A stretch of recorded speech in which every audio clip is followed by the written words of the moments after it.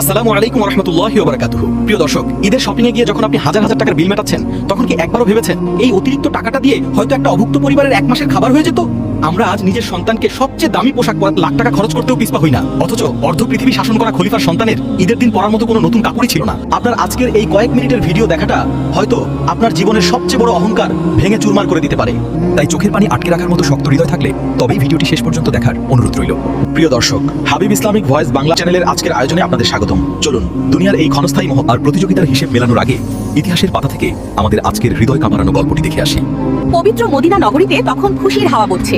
সামনেই ঈদ, তাই চারদিকে আনন্দের প্রস্তুতি। কিন্তু অর্ধজাহানের খলিফা আমিরুল মুমিনিন হযরত ওমর ফারুক রাদিয়াল্লাহু তাআলা আনহু এর ঘরে এক অদ্ভুত নীরবতা। ঈদের ঠিক আগের দিন খলিফার ছোট ছোট ছেলেমেয়েরা এসে বাবাকে জড়িয়ে ধরে বলল, বাবা, কাল তো ঈদ, মদিনার সব বাচ্চারা নতুন কাপড় কিনেছে, তারা কাল কত আনন্দ করবে। কিন্তু বাবা, আমাদের কি ঈদের নতুন জামা নেই? আমরা কি পুরনো কাপড় পরেই কাল ঈদগাহে যাব? বাচ্চাদের এই কথাগুলো শুনে মদিনার সেই প্রতাপশালী শাসকের বুকটা ফেটে যাওয়ার উপক্রম হলো। যিনি এক ইশারায় রোম আর পারস্যের মতো সাম্রাজ্য কাঁপিয়ে দিতেন, আজ তিনি নিজের সন্তানদের একটা নতুন কাপড় কিনে দেওয়ার সামর্থ্য রাখেন না। খলিফার চোখের কোণ পানিতে ভিজে গেল। তিনি নিজের কাছে কোনো অর্থ না পেয়ে তৎক্ষণাৎ রাষ্ট্রীয় কোষাগার বা বাইতুল মালের দায়িত্বপ্রাপ্ত সাহাবী আবু উবাইদা ইবনুল জাররাহের কাছে একটি চিঠি লিখলেন। চিঠিতে তিনি অত্যন্ত বিনীতভাবে লিখলেন, হে আবু উবাইদা, আমার সন্তানদের ঈদের কাপড়ের জন্য আমার আগামী মাসের ভাতা থেকে সামান্য কিছু দিরহাম কি আমাকে অগ্রিম দেওয়া যায়? আমার বাচ্চারা ঈদের নতুন কাপড়ের জন্য কাঁদছে। চিঠি পেয়ে কোষাগারের দায়িত্বে থাকা সেই মহান সাহাবী টাকা তো পাঠালেনই না, উল্টো চিঠির জবাবে তিনি এক কঠিন সত্য লিখে পাঠালেন। তিনি লিখলেন, হে আমিরুল মুমিনিন, আমি আপনাকে অগ্রিম টাকা দিতে রাজি আছি, কিন্তু তার আগে আপনাকে আমাকে দুটি বিষয়ের গ্যারান্টি দিতে হবে। প্রথমত, আপনি আমাকে এই নিশ্চয়তা দিন যে আগামী মাস পর্যন্ত আপনি বেঁচে থাকবেন। আর দ্বিতীয়ত, আপনি যদি বেঁচে থাকেনও, আপনার কি গ্যারান্টি আছে যে আগামী মাস পর্যন্ত আপনি খলিফার পদে বহাল থাকবেন এবং এই ঋণ পরিশোধ করতে পারবেন? এই চিঠি পড়া মাত্রই হযরত ওমরের হাত কাঁপতে শুরু করলো।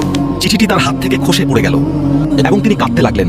মৃত্যুর ভয়ে এবং আখিরাতের জবাবদিহিতার চিন্তায় তিনি এতটাই ব্যাকুল হয়ে পড়লেন যে তিনি খালি হাতে ঘরে ফিরে এলেন এবং তিনি তার সন্তানদের বুকে জড়িয়ে ধরে বললেন, হে আমার আদরের সন্তানেরা, আমাকে তোমরা ক্ষমা করো।